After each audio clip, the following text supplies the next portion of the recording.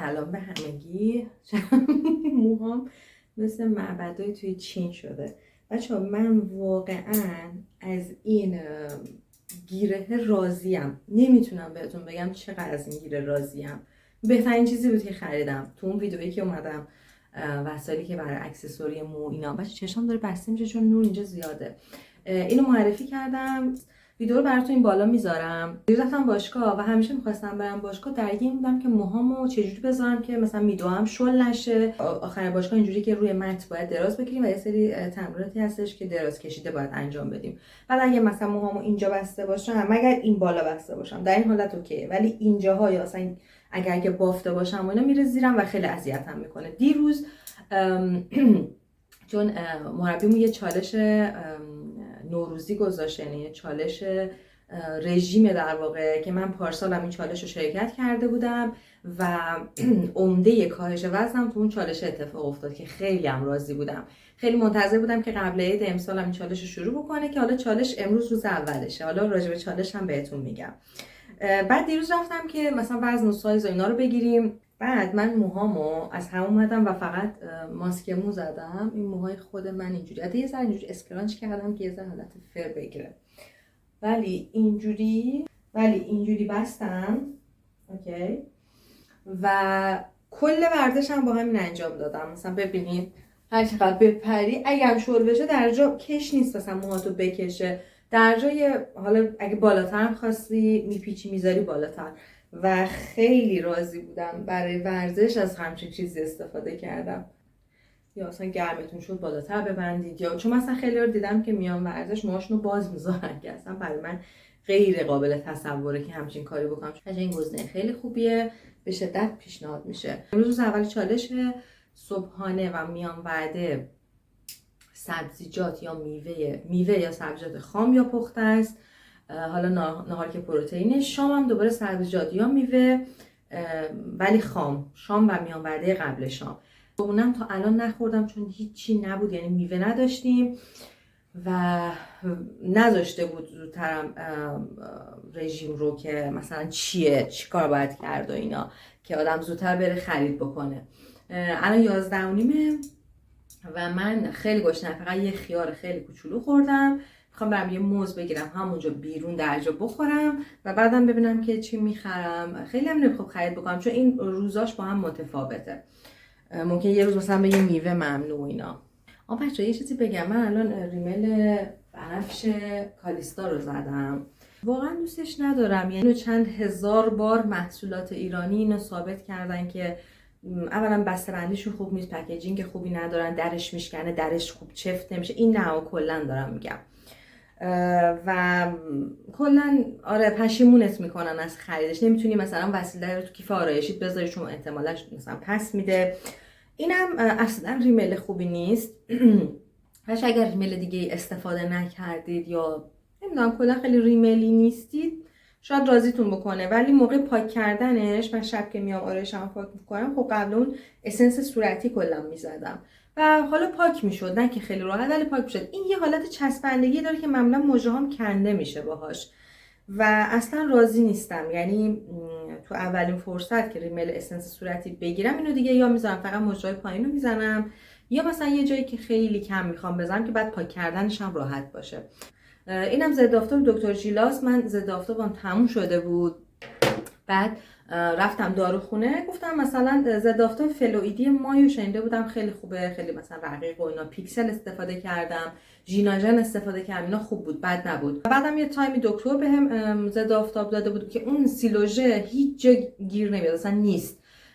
به خاطر همین رفتم و دیدم دیگه اصلا ضد آفتاب ندارم. بودم یه ضد آفتاب بهم بدین که 2 چیز داشت و من اینو گرفتم، دکتر ژیلا رو. بچه فقط بافتش رو ببینید. از یک کرمای قدیمی بود که مامانا میزدن، اصلا خوب پخش نمیشد و مثل روغن بود. اینم دقیقا همینجوریه. الان تو این دور زمونه که همه ضد آفتاب فلوئیدی میزنن و خیلی روون و قابل جذبه، این بافتش اینجوریه. حالا فکر نکنید که این خوب جذب میشه، غیر اینکه سفیدتون میکنه. حالا ببینید مثلا با دستم دارم گرمش میکنم، غیر اینکه سفیدتون میکنه، روی پوست من حالت چیز میشه، خمیری میشه و میریزه، مثلا داری میزنی و واقعا ناراضیم. اینم میذارم فقط واسه دست استفاده میکنم تا یه فلویدی بخرم، احتمالا مای بخرم. برای رژگونه هم اگر تینت میزنید و تینتتون لک میشه، چون تینت ها معمولا لک میندازه. تینت جدیدمو که خیلی دوستش دارم، خیلی خوشبوه و واقعا باش حال میکنم. برای اینکه تینت رو بزنید روی دستتون یه ذره کرم مرطوب کننده بزنید، من زیاد زدم. بعد از این تینتتون کنارش بزنید. این تینت چون گیاهی و طبیعیه، اگه چیزی واردش بشه مثلا آلودگی چیزی، باعث میشه که خراب بشه. اینجوری کنارش میزنم. یه براش اون مقدارش رو که میخوام با این کرمه قاطی میکنم. اینجوری میبینی یه چیز خیلی خوشگلی میشه و ملایم، ولی دیگه لک هم نمیشه. همینجا بزنم شما ببینید، چون دیروزم زدم خیلی راضی بودم. این ترفند رو میدونستم ولی تا حالا استفاده نکرده بودم. بچه انقدر ملیح و خوشگله که حد نداره، چون تینت روی گونه واقعا لک میندازه و اون ترفندایی هم که میگن که مثلا این کارو کنید لک نمیندازه، بیشترش رو من امتحان کردم و لک میندازه. بعد یه مشکل دیگه هم که با تینت من دارم، حالا واسه دستم و اینا هم، رو دستم هم میزنم یا مثلا رو لبم میزنم با دستم پخش میکنم، به هیچ جا دست پاک نمیشه. یه سری اپلیکاتورها هست که دیدم حالا بعضی پیجا میذارن، شبیه رژه، یعنی قشنگ در داره و توش سیلیکونیه، یه چیز سیلیکونی داره که حالا مثلا به جای انگشتتون میتونین از اون استفاده کنید. حالا اگر که چیز شد بعدا اونو میخرم. من دیگه میخوام لباس بپوشم. اینجا آفتابه و میخوام از آفتاب هم لذت ببرم. احتمالا یه پیاده روی هم میکنم. چقدر هوا خوبه، چه وارد آفتاب میشیم الان. من رفتم موز و سیب خریدم و همینجا باید موز رو بخورم. واقعا نمیتونم، من از این موزای سفت خوشم میاد. موزای نرم واقعا حالم بد میشه. چرا طعم این موزم. بچه اومدم پارک یا نیومدم پارک؟ اومدم یه ذره آفتاب بهم بخوره. خیلی سردمه. آره روحیه‌م هم پایینه. اومدم یه ذره آفتاب بهم بخوره. دیدم حوصله پیاده روی هم ندارم دیگه، گفتم فقط وایسم یه جایی کم آفتاب بهم بخوره.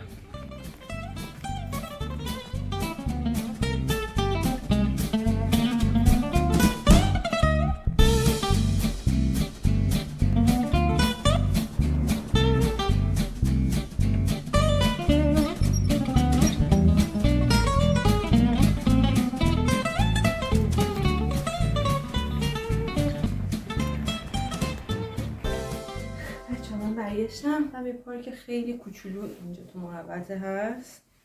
گفتم همونجا یه مسیر کوتاه و هی رفتم و برگشتم و خوب بود. الان نفس میزنم چون از پله ها اومدم بالا. آره این آفتاب به خاطر این پیاده روی و بابت ورزش و رژیم و اینا نکردم، فقط بابت اینکه آفتاب بهم برسه، چون هم خوابو تنظیم میکنه، هم که کلا توی روحیه و اینا خیلی تاثیر داره. الان ناهارم پروتئین هر مقدار که خواستم تا سیر بشم میتونم بخورم، با اون مقداری که تعیین کرده، یا برنج یا سالاد. که سیب پخته درست کنم، چون حالا یکی رو فعلا بشورم. خیلی گشنمه.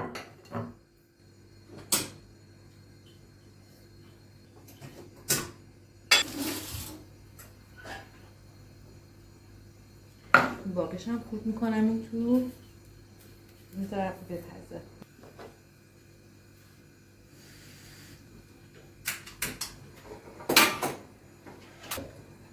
چون سیبه در حال پختنه. بدنم گرفته. بعد از 1 ماه حدوداً دیروز رفتم باشگاه و خودم همش اینجوری بودم که چالش رو که مربیمون شروع کرد من دیگه دوباره شروع کنم، یعنی دنبال یه نقطه عطفی بودم که دوباره شروع کنم. بچه ها آبجوش ریختم و مرغا یه ذره یخزدایی بشنم. بچه ها این که من انرژیم الان پایینه، یعنی خودم احساس کنم یه حالت کنده حرکاتم و اینا، حالا شاید موقع محسوس نباشه ولی در اون احساس میکنم.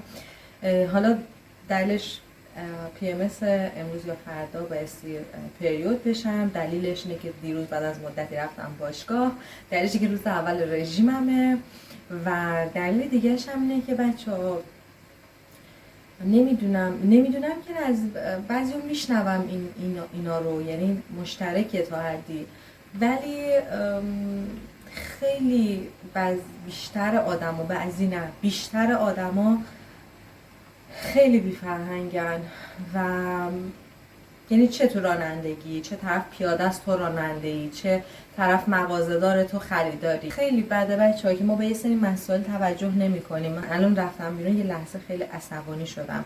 یه آقایی که من آخرام چهرهش رو ندیدم، چون فکر کنید ماشینا از این ور می اومدن و اصلا این ور رو نگاه نکرد، دستشو کرده تو جیبش اینجوری به سمت اون ولی مثلا صورتش هم ندیدم که جوونه مثلا بیان ساله چیه، اینجوری خیلی شلوول. خیلی باید خوش طعم باشه. ببینید چه عطر خوبی داره، عطر دسر میده. وقتی که رژیم هست دادم همه چیز مزه خیلی بهتر میده. مثلا شده که من رژیم بودم رفتم جایی یا یه دور همه چیزی بوده، مثلا چیپس و پفک و یا مثلا شیرینی بوده، تو حالت عادی که مثلا من 2 تا شیرینی رو خیلی راحت 3 تا شیرینی رو میخوردم، مثلا اونجاشون میخواستم رعایت کنم مثلا نصف شیرینی رو برمی داشتم، همونو با یه لذت خیلی خوبی میخوردم. دقیقا مزه مربا میده. من میخوام بهش دارچین هم بزنم. شما میزان شیرینی که نیاز دارید بخورید هم چیز میشه. مثلا وقتی رژیم دارین، رژیم ندارین، مثلا شیرین ترین چیزها مثلا براتون اوکی نیست. مثل همین ویدیو آخرم که گفتم من دوستم هنوز درگیر اینم که با قهوه چی بخورم، مثلا دوست دارم چیزی باشه که حسابی شیرین باشه در این حال خیلی کالری نداشته باشه، ولی وقتی رژیم بودم خب با خرما میخوردم، مثلا با چیزی که خیلی ذات شیرینی نداره مثلا چه میدونم مثلا کشمش، مثلا نمیرسه به اون تلخی قهوه. اینا من چون میدونم چیز شیرین نمیتونم بخورم، برام شیرین و خیلی خوشمزه. بعد زاویه رو تغییر دادم چون اصلا از هر چیز تکراری بدم میاد و هی تو ویدیو اخیرم اینجوریام که چرا همش آشپزخونه‌ای، چرا همش از اون زاویه میگیری و اینجا چون بالکن هست ضد نور میشه. حالا من خیلی کج گذاشتم که ضد نور نشه اونقدر و چون میخوامم الان این مرغ رو درست کنم،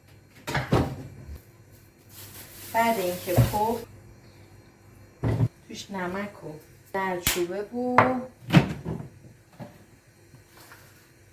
فلفل و یه ذره دارچین. من یه دوستی داشتم که اولین باری که رفتم خونش از طعم مرغی که درست کرده بود خیلی تعجب کردم و اصلا دوست نداشتم. چیکار کرده بود؟ توی مرغ سیر زده بود، سیر خیلی زیاد. من پیازم البته الان باید بزنم، بذار پیازو بیارم. سیر خیلی زیاد زده و خودش و شوهرش معتقد بودن که مرغ خیلی بو میده و بوش فقط با سیر میره و اینجوری بود که یه طعم نمیدونم عجیب غریب بر من درست کرده. پیاز نزده بود اصلا. وقتی که مرغتون رو نمیخواین نهایتا سرخ بکنید که منم نمیخوام این کارو بکنم، تو اینجور مواقع آب اگه کم بریزید که آبش کشیده بشه نهایتا خیلی خوش‌تر میشه. من قصد دارم بعد اینکه پخت درش رو بردارم آبش کامل بره.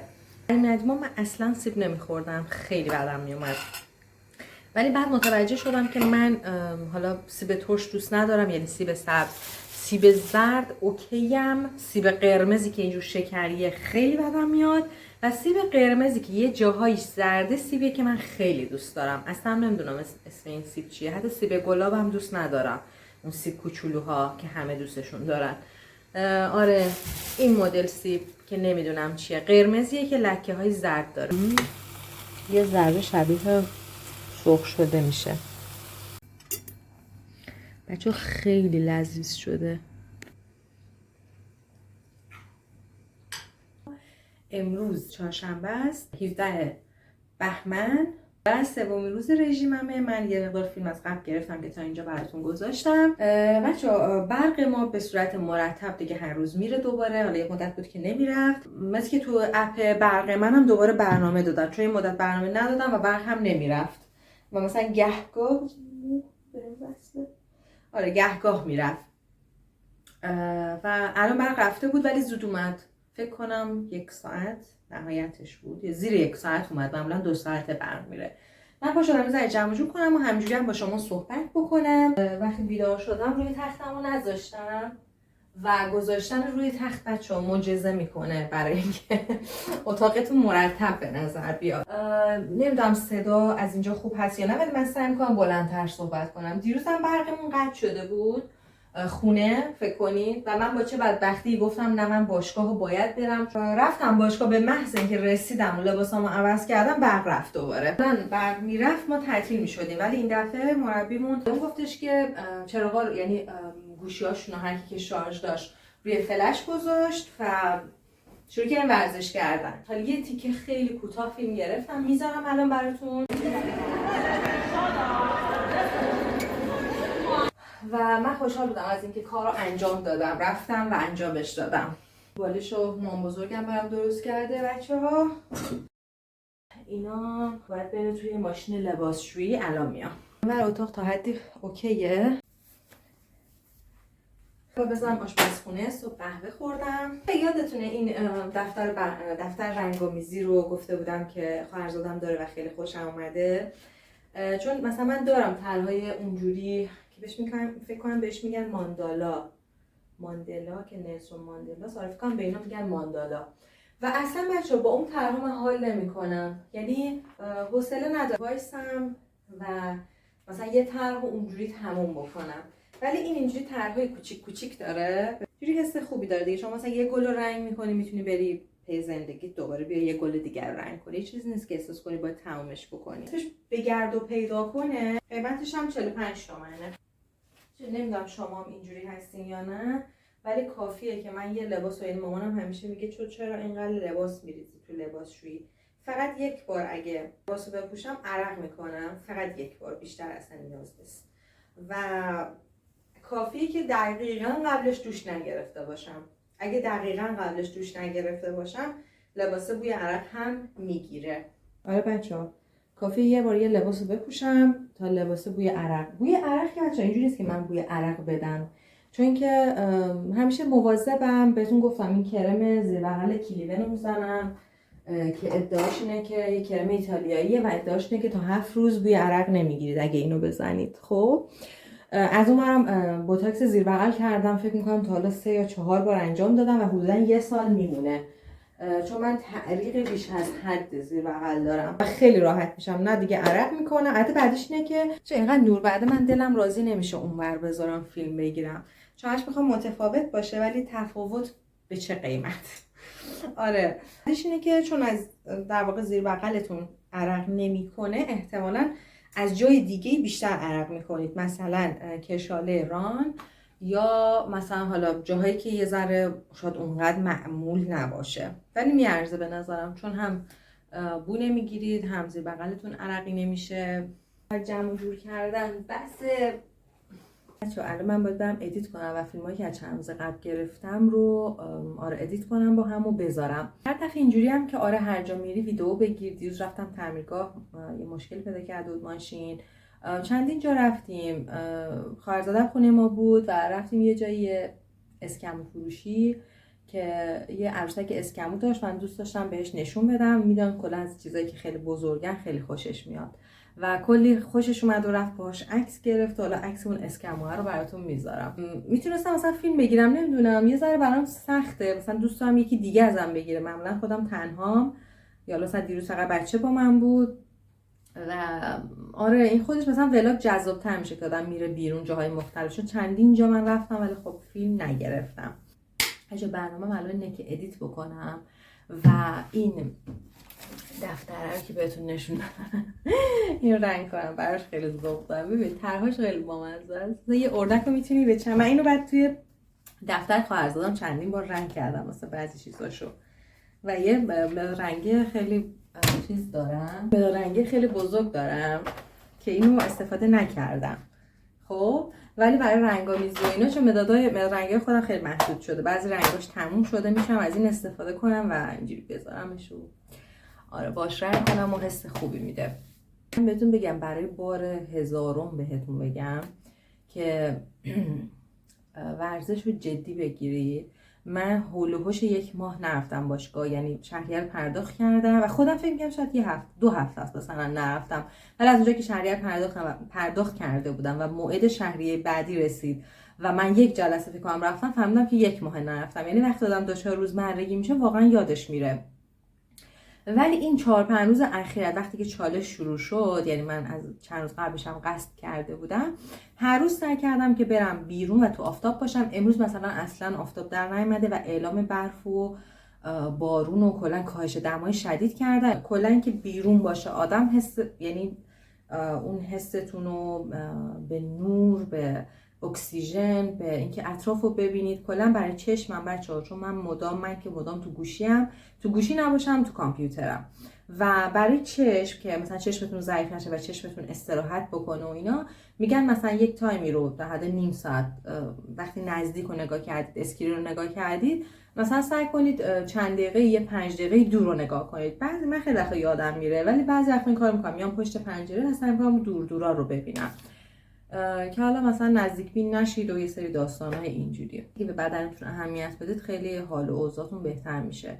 من کلا خیلی خیلی خیلی خیلی عصبی شدم، یعنی فکر کنم اوایل این ویدیو هم هست که دارم از اینکه مردم منو عصبانی میکنن، یعنی نه که اون کارها درسته، کارهاشون اشتباهه، خب ولی باید بپذیرم که خیلی از مردم اون فرهنگو ندارن و همونجوری بزرگ شدن دیگه، نمیشه کارش کرد و اگه بخواد رو من اثر بذاره خودم از بین میبرم. مثلا من دیروز بچه رو برده بودم، خواهرزاده‌ام برده بودم یه پارکی و 3-4 تا پسر نوجوان اونجا بودن، اصلا کلا حرف زدنشون کلا فحش دادن بود، فحشای خیلی بد.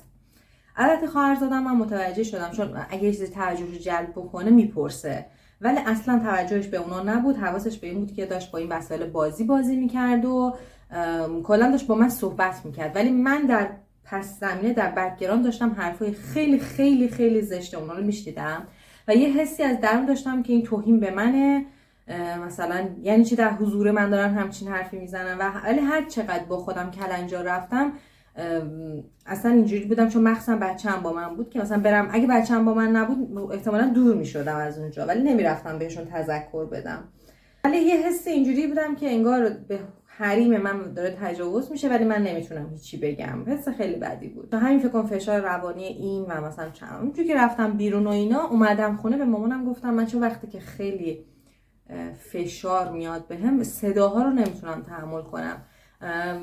آره کلا این داستان که میگن طرف میسوفونیا داره، یعنی صدای هورت کشیدن، صدای بعضی چیزا رو نمیتونه تحمل بکنه. مثلا من ویدیوهای ASMR که طرف حرف میزنه غذا میخوره و ماک بنگی وای میسم نگاه میکنم بچه‌ها، نمیدونم چون فکر کنم میسوفونیا کسی داشته باشه اونا رو هم نمیتونه نگاه کنه، ولی وقتی که فشار روانی بهم میاد نمیتونم یه سری چیزا. اومدم خونه گفتم مامان میشه صحبت نکنی چند دقیقه، داشت با بچه صحبت میکرد و یه سره داشت مثلا یه سری چیزا، گفتم میشه یا با صدای آرومتر یا مثلا صحبت نکنی. و هر وقت یعنی به مامانم میگم مثلا براش قابل درک نیست و فکر میکنه من مثلا عصبیم یا چیم، در حالی که من یه سری فشارا بهم اومده که الان نمیتونم صداها رو تحمل کنم.